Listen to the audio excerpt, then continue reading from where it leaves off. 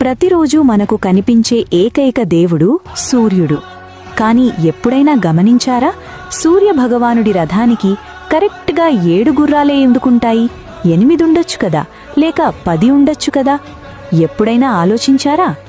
కశ్యప ప్రజాపతి మరియు అదితిదేవికి జన్మించిన వాడే సూర్యుడు. ఆయన ప్రయాణించే రథానికి ఒకే ఒక్క చక్రం ఉంటుంది, అదే కాలచక్రం.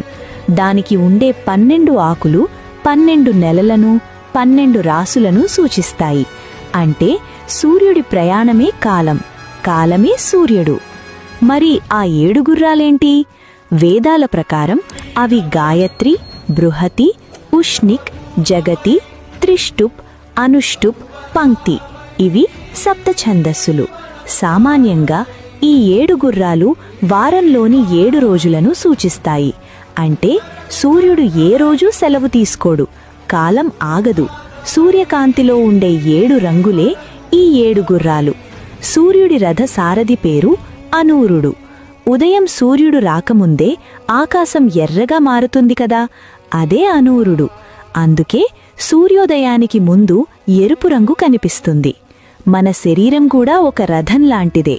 మనలోని 5 ఇంద్రియాలు కళ్ళు, ముక్కు, చెవులు, నాలుక, చర్మం, మనస్సు, బుద్ధి, ఈ 7ంటిని ఆ 7 గుర్రాలతో పోలుస్తారు. వాటిని అదుపులో ఉంచుకొని ప్రయాణం చేయాలి. అప్పుడే మన జీవితం సూర్యుడిలా ప్రకాశిస్తుంది. రథసప్తమి రోజున మనం తల మీద జిల్లేడు ఆకులు పెట్టుకుని స్నానం చేయడానికి కారణం కూడా ఇదే. సంవత్సరం మొత్తం ఆరోగ్యంగా ఉండాలనేది దీని వెనుక ఉన్న అర్థం. ఈ రథసప్తమి నాడు ఆ ప్రత్యక్ష దైవాన్ని కోరుకుందాం. ఓ సూర్యభగవానుడా, నీ రథం ఎలాగైతే చీకటిని చీల్చుకుంటూ ముందుకు సాగుతుందో, మా జీవితంలోని కష్టాలనే చీకటిని కూడా అలాగే పారద్రోలు అని. ఆరోగ్యాన్ని ప్రసాదించే ఆ భాస్కరుడికి మనసారా నమస్కరిద్దాం. సూర్యుడి గురించి పూర్తి కథ వినాలంటే బయోలో యూట్యూబ్ ఛానల్ లింక్ ఉంది, వెంటనే చూసేయండి.